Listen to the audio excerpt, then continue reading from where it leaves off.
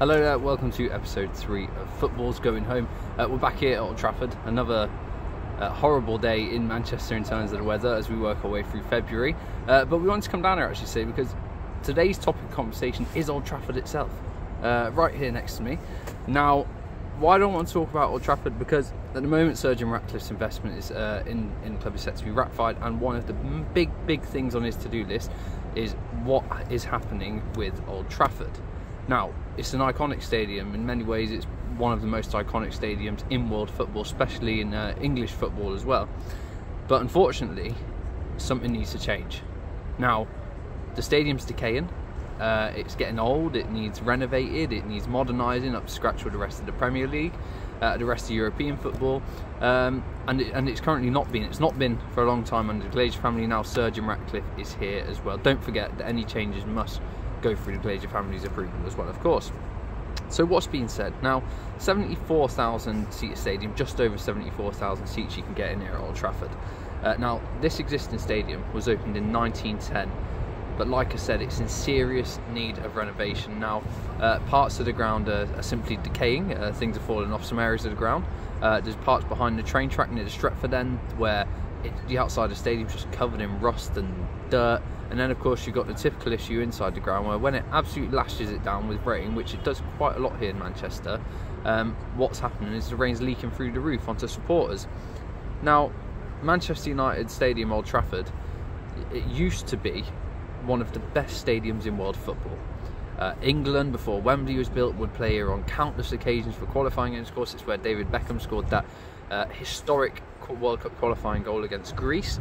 It's had so many memories over the years here with Manchester United and our glorious achievements. But there's one of three things that need to happen. Now, Old Trafford can be upgraded in its current state and renovated, which is kind of what Liverpool are doing down at their ground. It can be rebuilt on the existing turf where it is here, so you knock Old Trafford down and you build it back up, or it can be moved to a new stadium, a new area completely, and a whole new stadium can be built. So those are your choices that you have to contend with. There's pros and cons to each, and we'll kind of cover those as we progress through the video.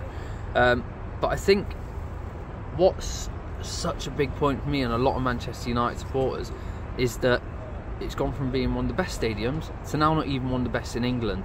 Now, for England and Ireland's 2028 Euro bid, Old Trafford wasn't even on the list of stadiums that they wanted to use, which is a massive, well, you'd say it's a massive insult to Manchester United, but it's something that is honest, and it probably shouldn't be included in the list. If I think of stadiums that are, ahead of Old Trafford now, you've got Liverpool that's getting renovated. Anfield probably needs a little bit more done, but it is. Everton are getting a new ground built down on Merseyside Dock, so that's going to be a state-of-the-art stadium. You've got Tottenham's that is a state-of-the-art stadium. The Etihad, which is just across Manchester with Manchester City. Arsenal at the Emirates. And I'd probably even say another ground as well, such as Chelsea, Stamford Bridge. Stamford Bridge is actually, you'd probably say, needing less work than what Old Trafford needs as well, even though it does need work itself. So, Sir Jim Ratcliffe's in, he's taking sport control of the club. He's already pledged £237 million of initial funding for infrastructure.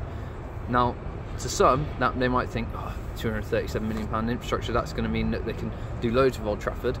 Unfortunately, it's not. A lot's going to be spent on the training ground and modernising areas down at Carrington. The club are also looking for a new training ground base to build a new facility.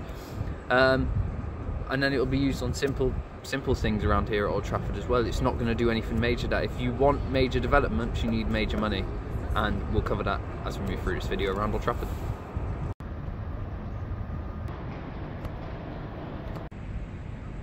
So option one then of what you can do with Old Trafford, and I think in many ways this is the most popular idea with lots of supporters, especially probably the supporters that have been coming to Old Trafford, the best part of 50-60 years, and that is kind of upgrading the existing Old Trafford. Now, I think it's the idea that a lot of people want for the emotional sense and the history of Old Trafford. Of course, the pros of it is that it's not going to cost as much. So to renovate Old Trafford, you're probably looking in the figure of about £800 million is what experts are currently saying.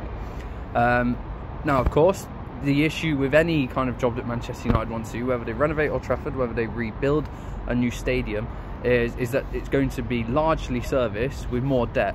United's debt is already £1 million, and doing more to the stadium is going to add to that, yeah, even though the likes of Sir Jim Ratcliffe and the Glazers and other kind of shareholders will have to put their hand in their pocket as well. The difference is that the debt will be separate to the existing debt, and of course Manchester United, if they renovate the stadium in terms of corporates and hospitality and different marketing initiatives they can do, and well, what Sir Jim Ratcliffe said, he wants to make this the Wembley of the North. Of course, Wembley, England's national ground down in London, is famous for hosting so much more than just football all year round, and I think that's the potential that Manchester United wants to tap into. So renovating Old Trafford, it keeps the history of the club intact, and it keeps you in the same iconic stadium without changing too much. But of course, the cons of this is that you're going to be limited in what you can do. Now, Manchester United can't actually expand the stadium out, and I'll try and show you a clip of this why as we walk around the ground. That's because there's a big railway track that goes around behind one of the stands of Old Trafford, and they can't build out because that will mean that then going onto the railway track. So if they want to upgrade it, then they can probably only really do, which is similar to what Liverpool are starting to do down at Anfield, is build up. Now, Old Trafford's already a very big stadium. If you want to build up, you're going to have to take off a lot of these arches, and you're going to have to make more kind of additional seating to fit in even more stands. You want to take the seating from 74,000 up to kind of 90,000 in the Wembley territory. If you go to Nou Camp in Barcelona, you're looking at 100,000. So, you know, if you want to renovate Old Trafford, you can, but it's going to be a lot more difficult to do. And I think that the onus from Sir Jim Ratcliffe, who's a 71-year-old investor, the Ineos chief coming into the club, is that he wants to get things done quickly. A refurb might actually take even longer than building a new stadium, simply because of the different technicalities that you're going to have behind it. United would still be playing in Old Trafford, you'd expect, at that time, but it's going to be disruptive. And I, for one, am probably not in favour of actually renovating the existing stadium. Now, the second idea that is being talked about at the moment is knocking down Old Trafford completely and then rebuilding a new stadium on the existing ground where it is. It's a really good idea in a way, because of course you're going to be demolishing physically, and I say that because it is only physically, so much history that's here at Manchester United, but you're going to be rebuilding on the existing ground of where it currently is. Now, in many ways, it's hard to kind of say exactly what that's going to feel like, but you probably have to say the closest comparison you give is leaving a family home. Now, when you leave a family home and kind of your parents, and you've raised kids in that home, and you've got all these special memories in the home, when you finally have enough money to move home and you want a better life, you probably do it. But because it wouldn't make sense to stay in that existing home when you can go and get yourself somewhere better where you'd actually enjoy, even though it's got all the memories. Now, the memories will always be there, just like Old Trafford. The memories of what Manchester United achieved here is so documented and so recorded that it's never going to be forgotten by anyway. So really, physically, it doesn't mean that much to actually knock a stadium down. The benefit of building it on the existing ground is that you're going to appease the supporters that still want Old Trafford to be Old Trafford, and you're also going to welcome in the new supporters, sorry, not new supporters, but this new idea of thinking from different supporters who want a completely new stadium. Now, building a new stadium, of course, it's going to increase that cost. We said it's going to cost about £800 million to renovate Old Trafford as it is. That's kind of a ballpark figure. You see these things all the time, we're massively over budget. To build a new stadium, you're looking at between £1 to £2 billion. That, again, that's just a ballpark of what kind of experts predict it's going to cost. You've seen with Tottenham, they massively overran on time, and they massively overrun on budget as well of how much they wanted to spend. But now they've got probably the best stadium in the world. That with, you'd probably say, the Santiago Bernabeu as well. So that's the other option for United, is knock Old Trafford down, build it on the existing ground, and then you're keeping kind of the history there, and you're also getting a brand new state-of-the-art stadium, which would put Manchester United back where it deserves to be in terms of in line with the other big clubs around the world. So that's option 2.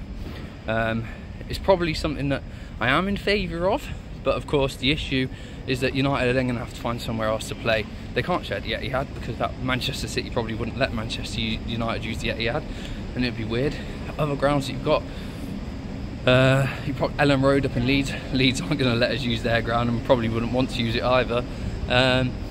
Or you're going to have to maybe look at some of the other kind of local clubs that are more League 1, League 2 level, because you're not going to be able to find another stadium like this. It's the biggest stadium in England, so you're not going to be able to find 74,000 seat stadium that you can use. They're going to have to do something if they want to rebuild a new stadium. They'll have to reduce the capacity for the time while they're building a new stadium, and they're going to have to make sure it stays on budget and on track. Sir Jim Ratcliffe is 71 years old, and he's in a rush to build a legacy at the club.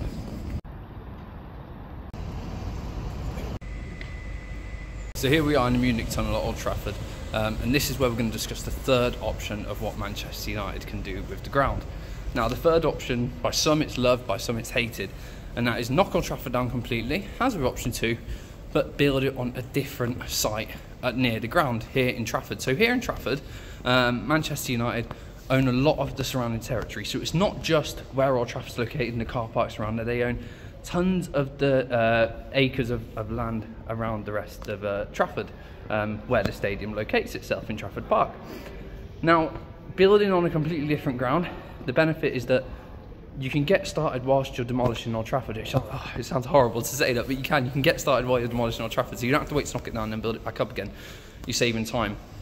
Again, you're probably going to be looking at the exact same rough figure, £1 to £2 billion to build a new stadium, and with that, Manchester United will be increasing the attendance of how many people can come to games. Well, like we said now, I think it's about 74,310, I think it is. United really want to be pushing close to 90,000, 100,000 mark to compete with Wembley down south. Still the biggest seated ground in England, I should say, but it's not the best anymore, like we covered. So knocking it down, building it somewhere else, near Old Trafford, it'll still be in the same area, you can't move it completely, is another idea that is being touted at the moment as well. The con, again, is that you're demolishing history and you're starting afresh. Whether you care about the sentimental value of that is another thing. The perk, I guess, in a way, is that Manchester United would still be able to play here at Old Trafford while their new stadium's getting created. Very similar to what Everton are doing with Goodison Park. They're still playing there while their new stadium down on Merseyside Dock is getting ready. Now, I've just walked out the tunnel actually, and it's pouring with rain, so we'll carry on. When you come out the Munich Tunnel, you actually come around to the Munich Plinth, which I'll show you in a moment. So that's the third option. Knock it down, rebuild it in somewhere else. You get rid of the history. United are playing some completely new, different stadium. It's not going to be on the exact same turf. To be honest, I don't really think it matters that much if we remove the emotional value from it. Like I said, memories are always going to be here. United need a new state-of-the-art facility, and why not give us a fresh new start? United's always a club that's about changing, progressing, being the best, doing things differently, and that's what they have a chance to do here. So all of this would be gone in that option, but it wouldn't ever be forgotten. United can rebuild, go again, find a new facility, and hopefully challenge for success again and be the club that we want to be. So those are your three options. Let me know down in the comments below what you would do with Old Trafford if you were making a decision. Thank you so much for watching episode 3 of Football's Going Home. I'm Ryan Walker, and I'll see you again next time.